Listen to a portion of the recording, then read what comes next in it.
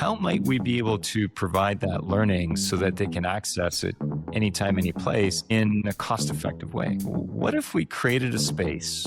What if we created a space where we could take some of that learning and get it down to some sort of bite-sized modules and then distribute them using a platform so that they could be accessed at any time by staff. Now, we have some secret sauce in the Upper Grand, and you noticed right away when you came for a visit.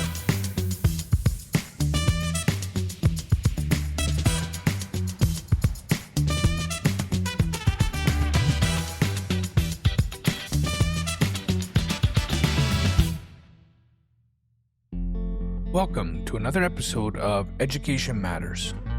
My guest today is Peter Sovran, Director of Education for the Upper Grand District School Board and one of Ontario's most experienced educational leaders. Today's episode is a little different. For the first time, Education Matters was recorded on location inside Upper Grand's Innovation Lab, which is a remarkable space designed to rethink professional learning at scale. Most school districts build professional development programs, but Upper Grand built a professional learning lab. Imagine a school district creating its own studio where educators can develop, record, share, and revisit high-quality professional learning whenever and wherever they need it. Part production studio, part learning hub, and part experiment in continuous improvement. The Innovation Lab is one of the most creative responses I've seen to the challenge that every district faces in supporting thousands of educators in meaningful ways without extra costs or pulling them away from the students they serve. And I think Peter is the exact kind of leader we need leading school districts right now. He's thoughtful, methodical, optimistic, and deeply grounded in the realities of public education.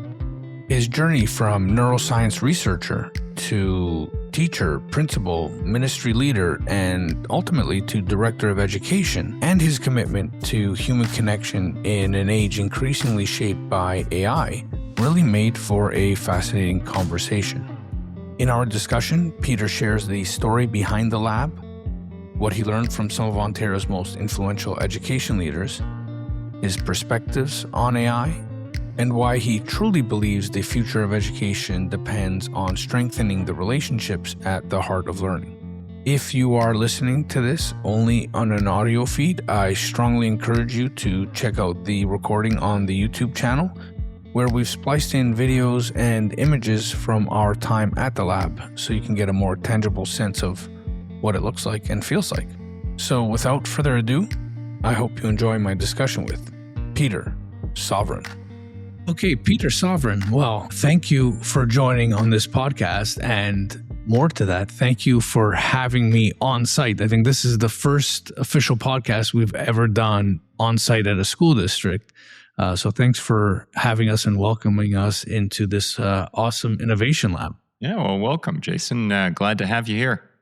Well, we'll come back for sure to the Innovation Lab, because when you toured me around and talked to me about the impetus of this lab and how we got here and what it serves, I truly view it as one of the most innovative endeavors I've seen a school district take, and I definitely want to talk about that. But in the spirit of the podcast, I always want the audience to learn a little bit about the guest.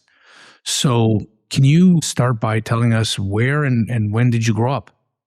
Yeah.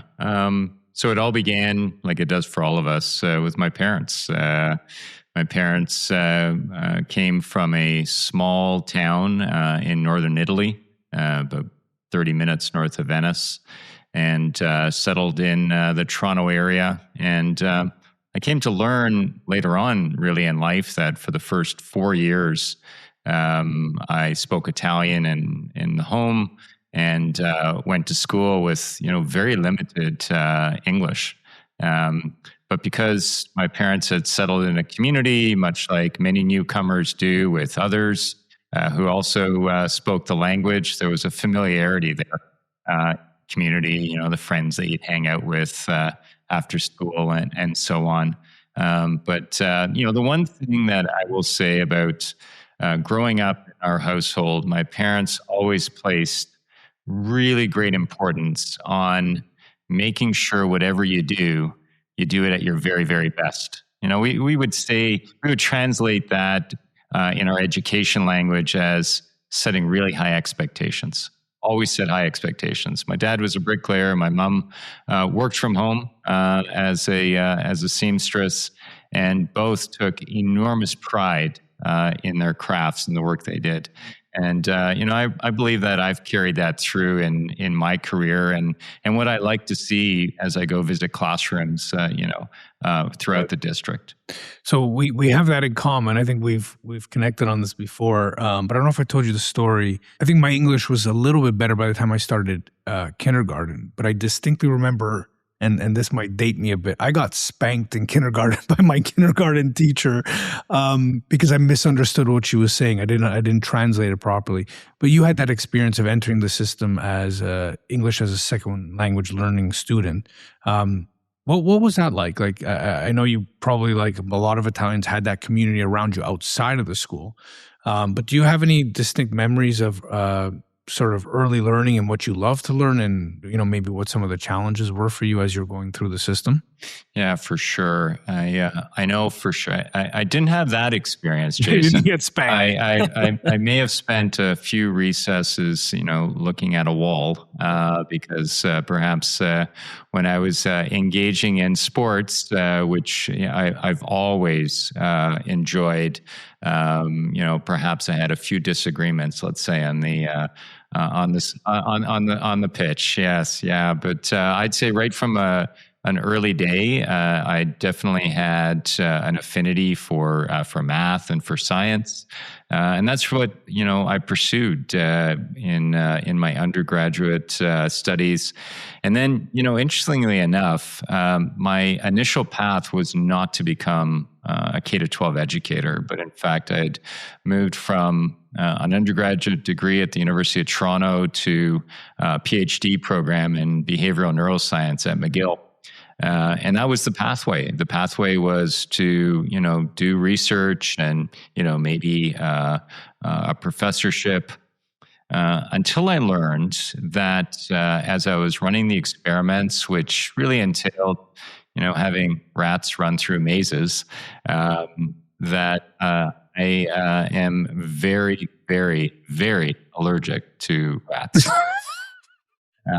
And so if you ever think you have a rat issue, just invite me over, and within a few minutes, I will, struggle with my breathing. You'll be able to break tell out in hives, and you'll know that you actually have a rat problem. But because of that, I had to make a decision: continue with the PhD, or move into another area. And I had an aunt in Italy who was an elementary school teacher, an uncle here in Canada who was a high school math science teacher, and then later on went into becoming a vice principal. And I really sought their counsel.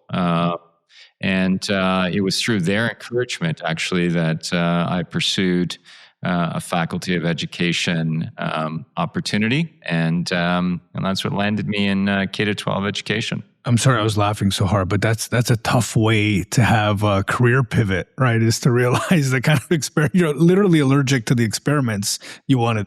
Absolutely, but I'll say this: that was a long time ago.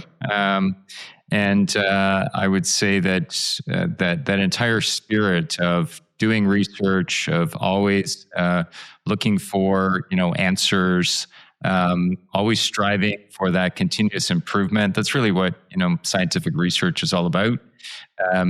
I've carried that through my whole career. I would say even in the work that I do today, it involves that notion of seeking answers to questions, always trying to ask better questions, experimenting, if you will, in obviously a very safe way, but always looking for, well, what if we tried this? Yeah, I think that speaks to the kind of a work ethic that your parents must have instilled in you. I'm always very interested in stories like yours where you have an immigrant experience, but unlike mine, your parents weren't educated. Was that something they prioritized for? Like they really, because they weren't educated, wanted to ensure that you and your siblings were educated? Yeah, Jason, you often hear in stories like of my family where the parents said, we didn't have an education, so you have to have an education. I think that was there, but what really stood out for me again was the work ethic, the really high expectations. And I translated that into my school studies, my athletic interests, but that was really the core of I think their value system and their ongoing messaging. I would say that with growing up in our household, I started to realize that while my parents didn't have a formal education, the equivalent of here in Canada, which would have meant, a high school diploma, I never wondered, if they were able to, read or do math, because they always did. I would watch my dad read, an English language newspaper, an Italian newspaper. Our conversations always centered around current events, politics, and it was my father primarily who would be interested and supported me with my math homework from an early age. It wasn't until later when I went back and I visited Italy, spent some time in the schools there, that I realized they never made it to the equivalent of our high school, and yet they had a tremendous foundational base in literacy and in math. Yeah, I mean, I think that speaks volumes to the kind of parents you had and the kind of folks that raised you. So you were really influenced, it sounds like, by extended family to go into education. What was your actual teaching journey like? You started teaching high school? I did. Sciences? I started in the early 90s. And for those who might remember the Ontario context in the early 90s, it was difficult to get a job. I was very fortunate while I was initially trained as a high school math and science teacher. My first job was actually in an elementary school. In fact, it was one of the elementary schools that I attended. It was a grade, back then, a grade 7 and 8 school, and it was just a wonderful, wonderful experience. But, my teaching days varied from elementary school to high school, from doing summer school to, doing night school, teaching adults, and I even did a short stint covering for a kindergarten teacher. And let me tell you, you really do learn a whole lot when you cover a kindergarten class for an hour a day. I worked in daycares and Montessori schools for a good chunk of my my university days, and let me tell you, that's where you develop the patience of a saint. I don't know if I ever got to that level, but I can certainly respect that. So then take me through, how did you get interested in administration? I imagine you were a principal, vice principal, and principal. Yeah, that usual pathway, I would say, except I took a slight detour. And while I was a teacher in Toronto, an opportunity arose, again, through my work with the Science Teachers Association of Ontario. There was an opportunity to work with the Ontario Ministry of Education. And as often happens, one thing led to another. There was a short opportunity in working with the government, and 6.5 years later, I was still there. I had left the school board. I had become an Ontario servant. I became a senior policy advisor, and then moved into management in the Ontario government, and oversaw at that time strategies in Ontario focused on early reading and early math.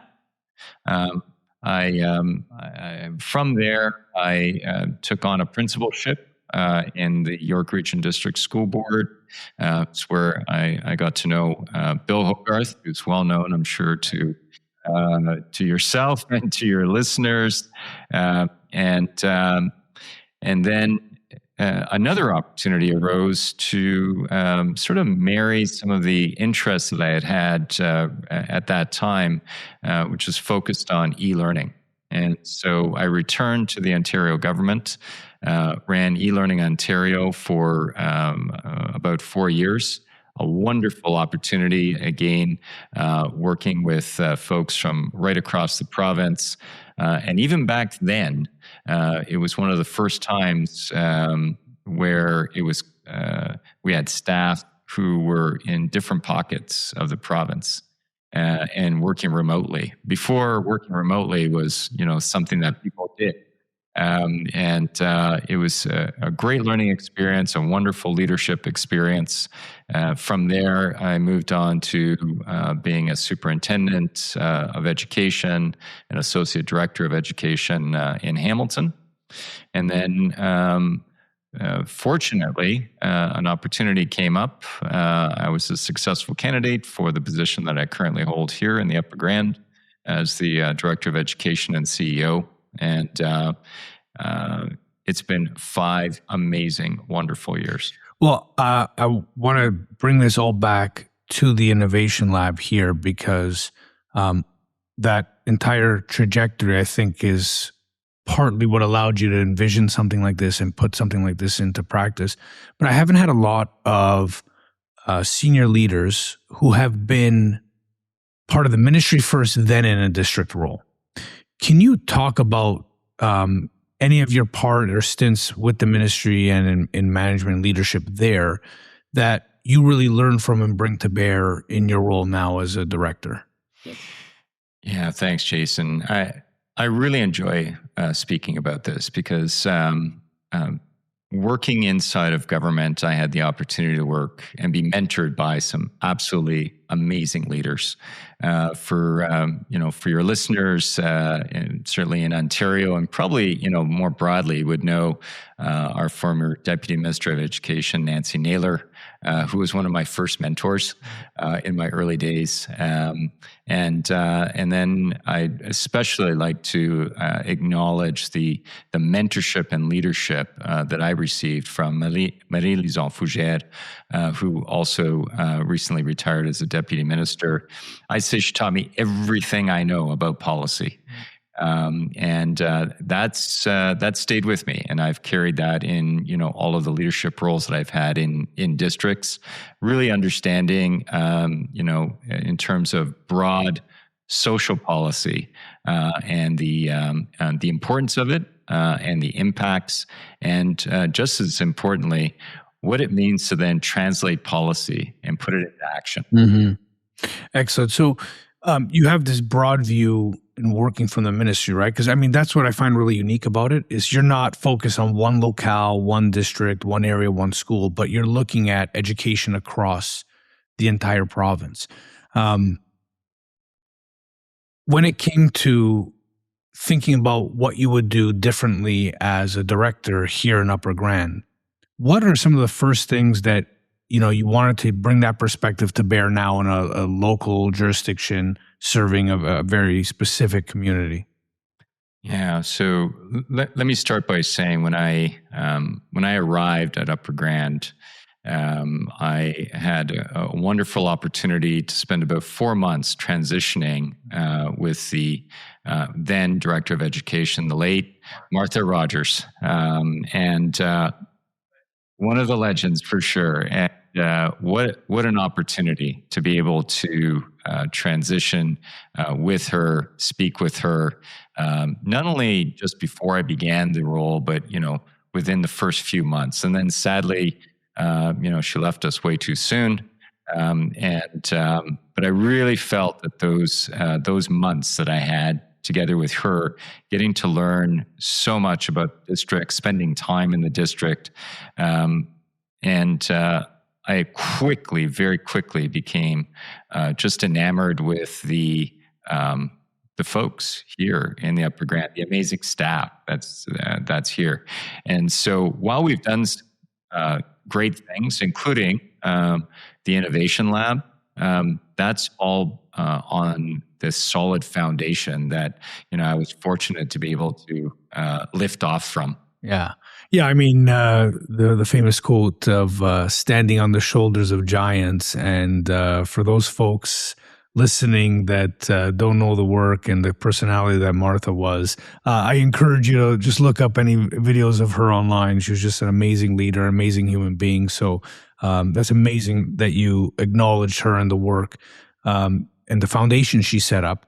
So now let's turn to the Innovation Lab. What was the impetus? Can you give us the origin story of what this is? And actually, maybe let's start by describing its function, and then we can get back to the story, because of the folks watching. And by the way, this is a podcast that should be watched as well, because what we're going to do is also splice some videos of the space and when some of the capacities of it into the video. But for those listening, can you kind of describe the space we're in? Sure. So let me begin by unpacking just the title, Innovation Lab. We insist on it being referred to as a lab. And again, I'll tie this back to those researcher days. This is a place where we very much want to explore, ask questions, and test things out. That's why we've really adhered to the word lab. Now, innovation, because this is a place where we want to look at how might we do things differently. And professional learning is definitely one of the areas where we wanted to explore different ways to reach all of our staff, our teaching staff, others who work in our schools, but broadly, we have approximately 7,000 individuals in the Upper Grand who are employed, either on a full-time basis, a part-time basis, but 7,000 individuals. And I always like to use that word, 7,000 individuals, as opposed to, we have 4,000 full-time equivalents. These are 7,000 roughly individuals, all of whom have varying professional learning needs, interests.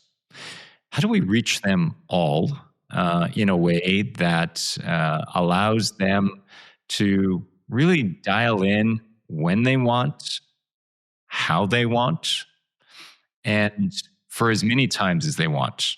One of the things that we know and we hear from individuals who undertake professional learning opportunities is that, I really wanted to ask that question, but I didn't want to ask that question in front of my peers. Or that was a wonderful opportunity in coming together, and I really appreciated the camaraderie of colleagues. But I missed a piece, and I wanted to revisit that piece of the learning. So we took all of that and we thought, why don't we create a space where we can, as easily as possible and as cost effective as possible, create those professional learning opportunities, and then allow all of our staff to access it at their own time, on their own will and volition, in terms of how many times they want to come back to it.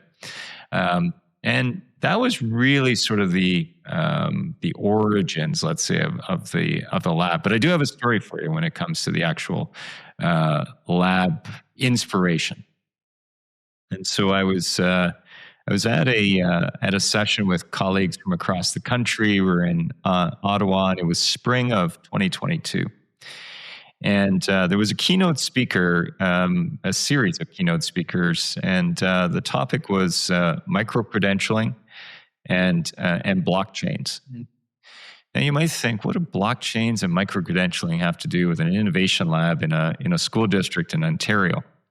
Well, as I was listening, I was sending messages back to our senior team, and I've since come to learn that they would call these Peter Nuggets. They would come back as Peter Nuggets. We'll leave that for later. But it was just, hey, I'm watching this and hearing this keynote, trying to connect a few of the dots. We've been talking about professional learning. We've been talking about perhaps some of the challenges that we all face with being able to, release staff from their classroom responsibilities to, provide that professional learning. But really, it's how might we be able to provide that learning so that they can access it anytime, any place in a cost-effective way? And so that notion of micro-credentialing was, what if we created a space? What if we created a space where we could take some of that learning and get it down to some sort of bite-sized modules, and then distribute them using a platform so that they could be accessed at any time by staff. So that was really sort of the origins of it. Now, we have some secret sauce in the Upper Grand, and you noticed right away when you came for a visit, this whole idea of putting together a space where this could be done wouldn't be possible if you didn't have at least one individual who knew all of the magic behind video, audio, stitching it all together. And we have that individual, Ron Birdie, who you met, who is a professional in the area of sound engineering, and is just brilliant at putting this together. So here was the challenge. When that Peter nugget came back to the senior team, there was a wondering, might Ron be able to help us and create a space where we could do this work? And so up for the challenge, Ron spent the next couple of months while he was doing, his other work, and came back with version number 1 of the Innovation Lab, what we call the Innovation Lab sort of creation studio. And what you will see in the tour, in the snippets of the lab, is the current version. I always joke with Ron. I come in typically on Fridays into this building, and first thing I do is I pop into the lab and I say, "Hey, Ron, what's new since the last time I was here?" Which was just a week ago. And there's always something new. So I think we're on version 30 something now of the various tweaks that Ron has made.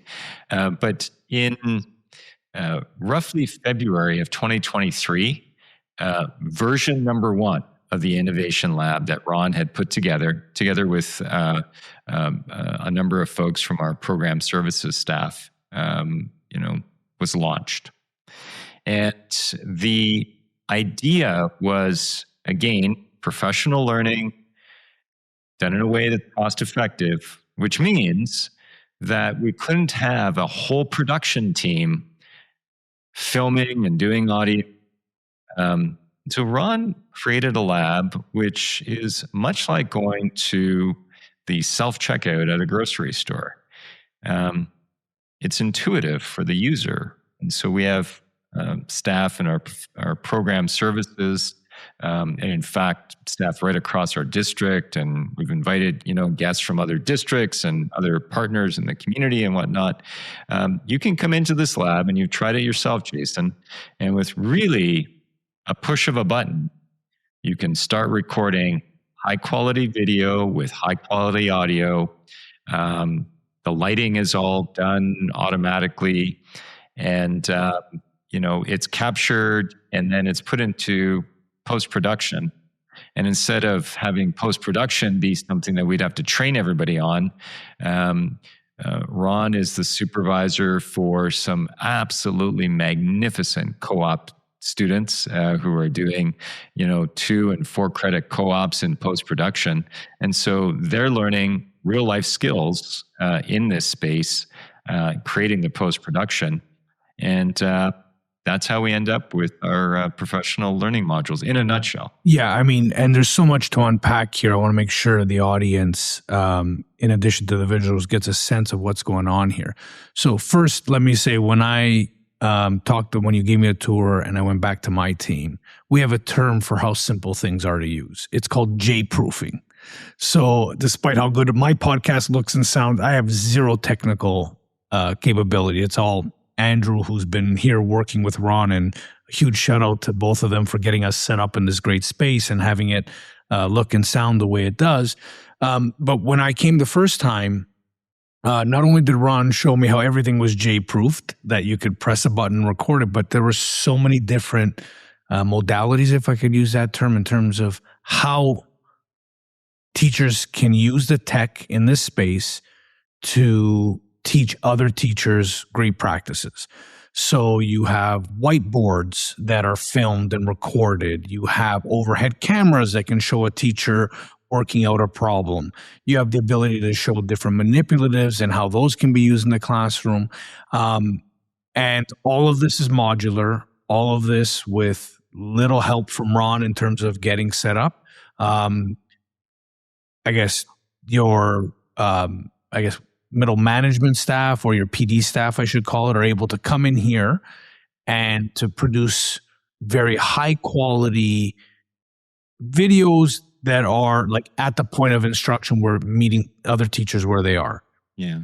Anything I missed there? You've really captured it. And we have, again, in the spirit of experimentation, it's been our staff who've been in our program services, instructional leaders, but then we've opened it up to others.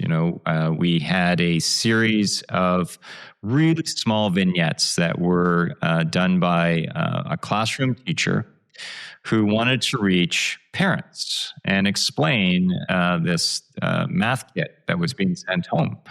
So she drove over one day, booked out the lab on her own, worked her way through the different setups, the different stations available here in the lab, created a series of really small videos that were very personable, very connected to, the families that she was looking to reach in her school.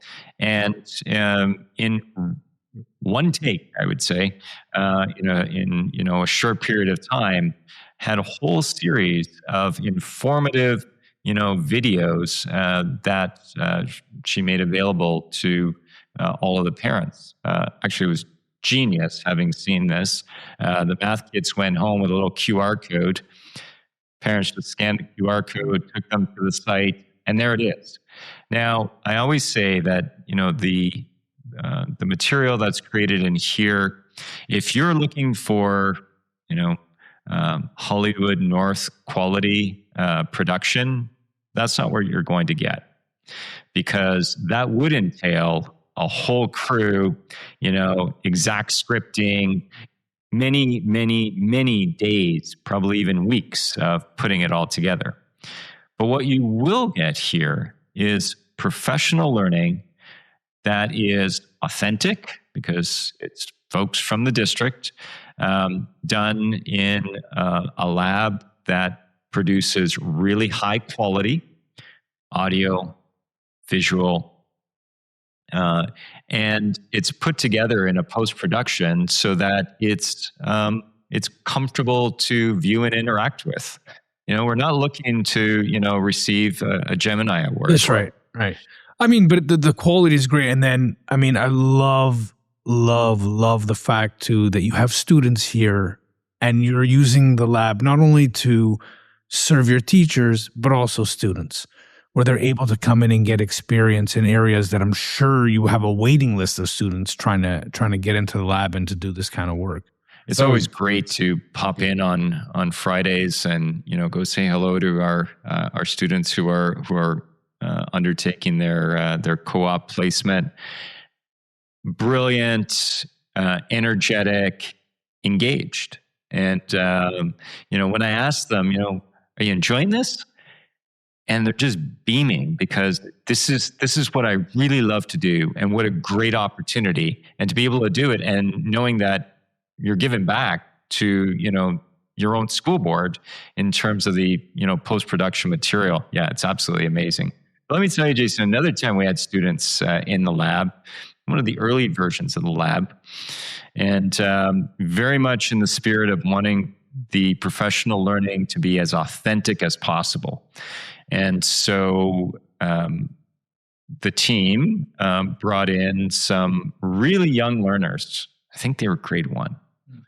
And it was probably, June.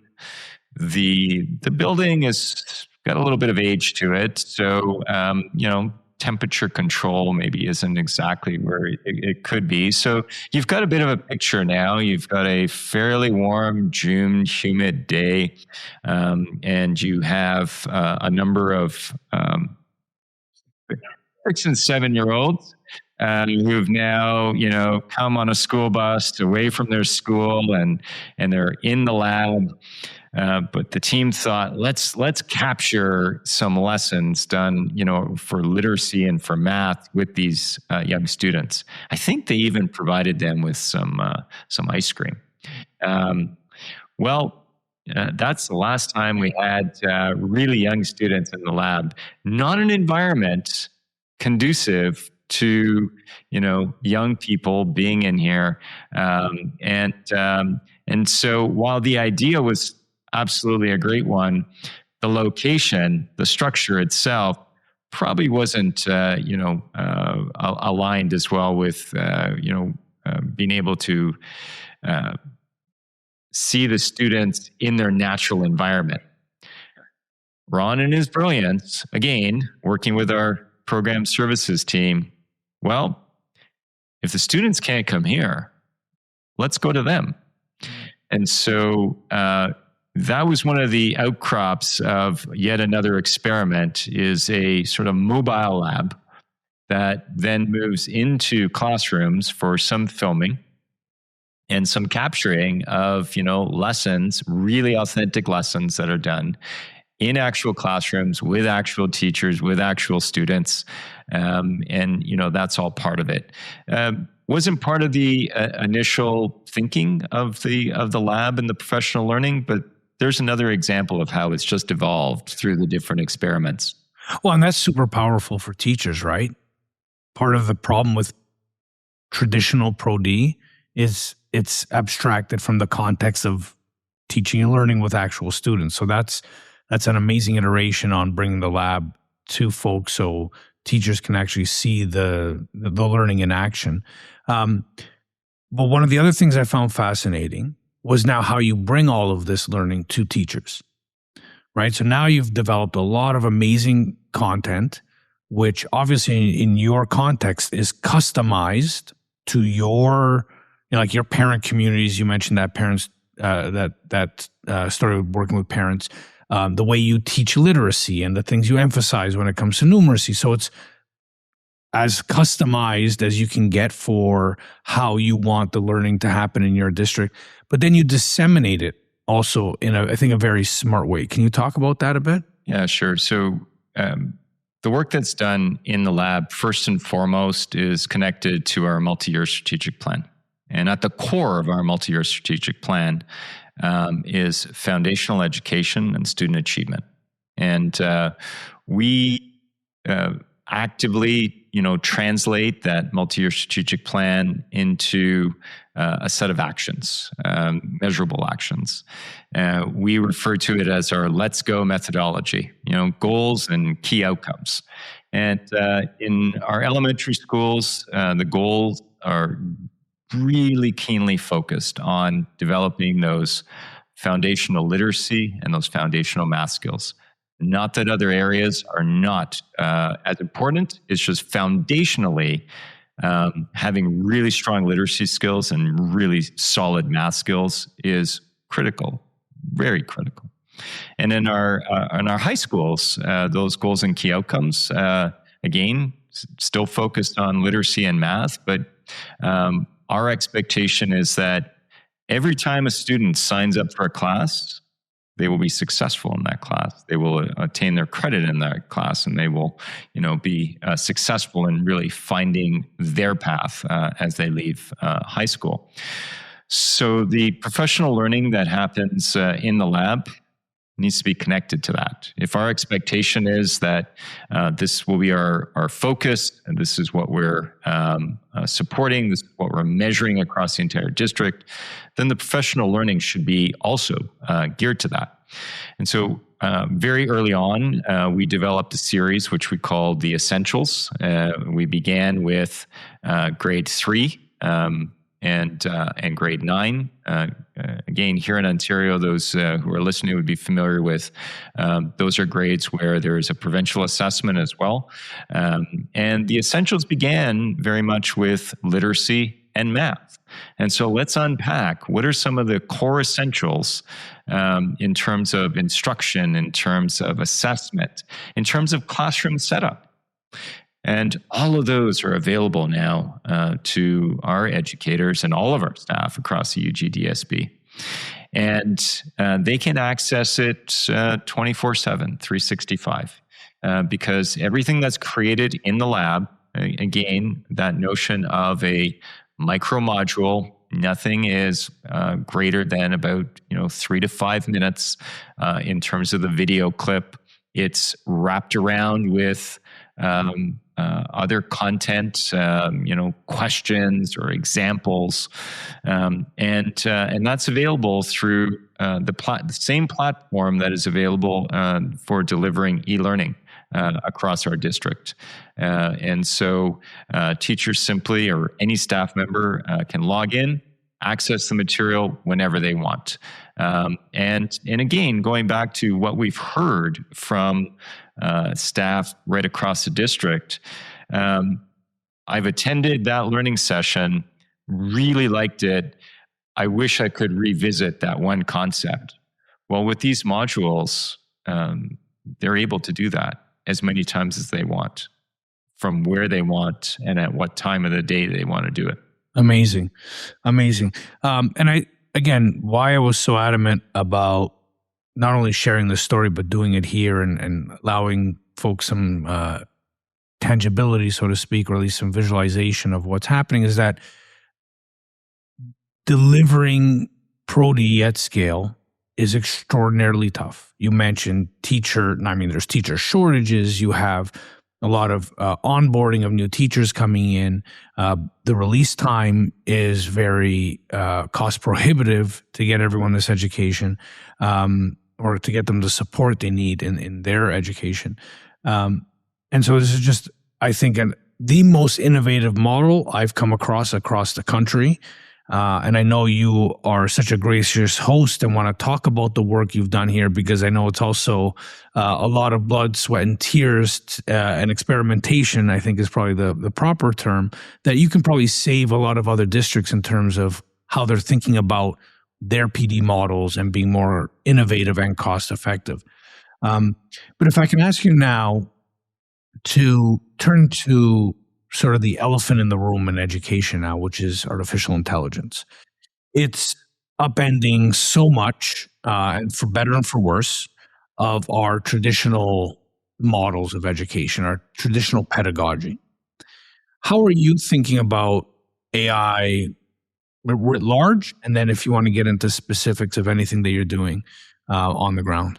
Yeah, all the work we do, every time we start a session, we always begin with that visual of our multi-year strategic plan. And, that sort of that bullseye right in the middle of foundational education and student achievement, connected with our other key priorities. And so when we started looking at AI and the impact of AI, we really started to focus in on creating an AI literacy framework. And that framework here in the UGDSB sort of dials it back to, so what do we think are some of the necessary skills, knowledge that our our students and frankly our staff need in terms of engaging with AI, be it generative AI, agentic AI, or honestly, what else is coming. And so our AI literacy at UGDSB focuses on having, no surprise, really strong literacy skills, exceptional foundation in math, because those are two core areas that engaging with AI, understanding how AI works, being able to understand how to safely engage with AI, are really connected to having those strong literacy and those strong math skills. But the other two foundational areas that we've been focused on that we believe are critical for an AI literacy are an understanding and a practice of human rights. It's pretty difficult to have a conversation around bias and ethics without actually grounding it in an understanding of basic human rights. And the fourth, which is connected to one of our priorities in our multi-year strategic plan, is around sustainability. And so being able to have that conversation, raise those really important issues with students, even really young students, so that as they engage with AI tools, we help them understand how the AI tools are actually working and potentially some of the broader impacts that they may have. So it's not just, well, this thing really performs some great magic, because it's not magic. And we want our students to understand that. Great probability is what it does. Yeah. So because I know our time is relatively short here, because I can talk about this lab and AI all day. But if I can ask you to kind of look to the future of education, and I know it's hard now with AI and the rapid rate of change. It's mind-boggling as someone in the space, learning it and teaching it all the time. It really is mind-boggling. But if I can ask you to look, let's say a 10-year to 20-year horizon in education. Let me ask this question two ways. If we get it right, what does it look like? And if we get it wrong, what does it look like?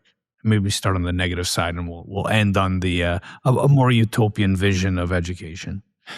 I've thought about this a lot, and I'm so proud of the work that our team has done in this space by being really thoughtful and sort of methodical and listening to students first and foremost. And what we've heard from students is that coming to school is about the human interaction. And where students are engaged, like the co-op students here in the innovation lab, they're engaged at a human level. And if we get it right, I'm going to start with the positive. I always like starting with a positive. If we get it right, that human-centered piece will even be stronger. Doesn't matter what time horizon we give it. Give it a year, 10, 20, it doesn't matter. That human-centered piece will always be at the core. And so I'm going to connect it back to the work that we're continuing to do here in the lab, the professional learning. Our intent was never to replace the human-to-human contact, even when it comes to professional learning, but rather to augment it, to give individuals the opportunity to learn at their own pace, at their own time, when they want, how they want. But then when there's an opportunity to come together with other folks, that opportunity is really to make that human connection. So whether it's Gen AI, agentic AI, or other amazing innovations, because I really do think that these innovations have the sheer potential of being transformative of saving time. But that time has to then be translated back into the human connection. There is nothing more magical than walking into a classroom and seeing the interaction between the adult in the room, be it a teacher, educational assistant, another professional, and a student, regardless of age. That's the magic. Magic happens right there. If we can augment that with efficiencies, if we can augment that by having, AI technologies be a further supporter of learning, absolutely amazing. The future's open-ended at that point. Okay, so if I can ask you now, what worries you? What worries you either structurally or even culturally? Because we tend to think, or when people say the walled garden of education, of course, it's not a walled garden, and what's happening in broader society and the societal shifts that are happening now at crazy rapid rates, I should say, impact families, impact teachers, impact the classroom. So what are the things that worry you that other leaders should be thinking about? I'm going to take this right back to sort of where we began. And so if we set high expectations all the time, then we should always be striving to improve, because those two go hand in hand. In order to improve, you need to experiment a bit in a safe, in a controlled way. And that's why we created the lab. The lab is partly professional learning, ultra studio, and partly just a space for the collision of ideas, so that we can, test things out in the spirit of continuously improving. So what worries me is stagnation. What worries me is a culture of perhaps, putting one's head in the sand and hoping that everything around just goes back to the way it was. And so if we truly have a high expectations, if we truly want to continue to innovate and improve, then we can't be stagnant. That doesn't mean being reckless either, because that worries me also. Flavor of the day. Yeah, let a bunch of AI agents loose. Let's not do flavor of the day. We have a much greater responsibility than that. Recently, there's been a lot of renewed conversation around the impacts of social media on young people. And I think we have a lot to learn from what we didn't do in K-12 education during that time, and what we have an opportunity to do now with AI. I couldn't agree more. So my penultimate question: you've had the ministry purview. You're director of an awesome school board. If you were king of education for a day, you're more powerful than the minister. You are all powerful. What are some of the things you would do? Wow, that's an amazing question, and one that I don't think I'm equipped to answer, Jason. Well, I mean, you can start with where I would start is add billions, if not trillions, of dollars to education nationally. But I want you to go wherever you think that would take you. The reason I asked the question is because I do feel, in education in particular, of course this happens in other fields, that we get so sequestered, our thinking becomes so sequestered by the realm of the possible, that we think because budgets are what they are, we can only imagine a renewed education system within these limits.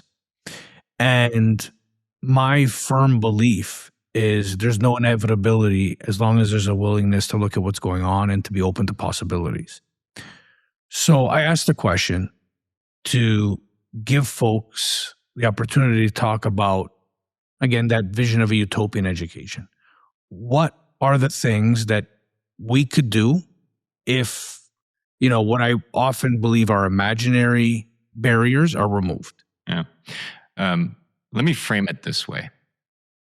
If I had a magic wand, I would wave it so that each and every student, regardless of which school they attend, regardless of where they are,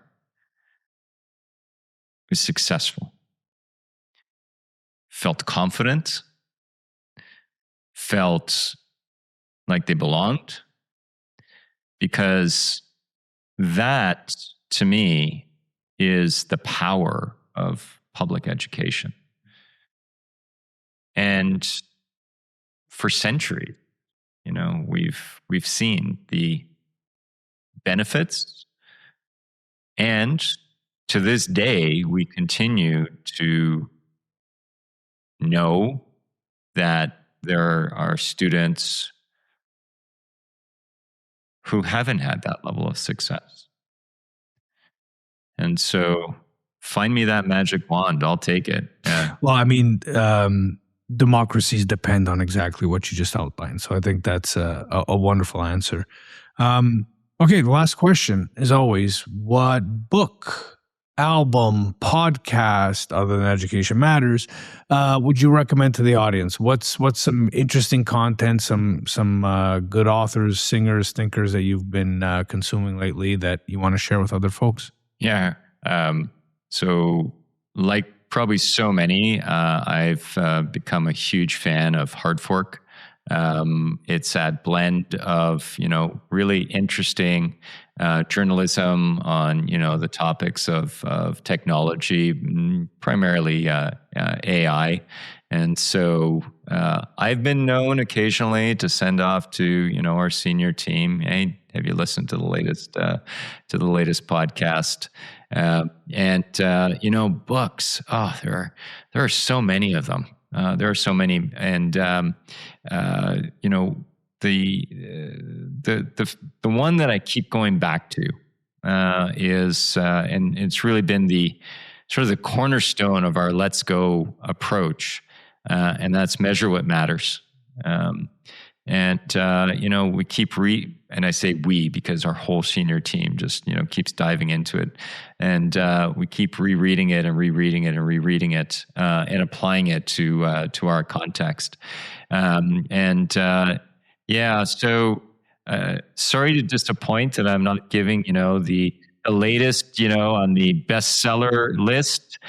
Gives you a little window into sort of how I operate, which is it's not a one and done. Let's keep going back. There are so many great examples to draw from when you have a really good knowledge base. Quality over currency. Yes. Thank you so much for this. Thank you to you, the staff, Ron in particular. Well, you're welcome back anytime, and hopefully you'll take us up on the offer and do more podcasts from here. This podcast is recorded on the territory and Treaty 13 lands of the Mississaugas of the Credit First Nation and on the traditional territory of the Huron-Wendat and the Haudenosaunee. The show is edited and produced by the marvelous and talented Andrew Mastroianni. If you like what you're hearing, make sure you subscribe to us on Spotify or wherever you listen to your podcast. Until next time, remember, there's absolutely no inevitability as long as there's a willingness to contemplate what's happening. I'm your host, Jason Buccheri. Until next time.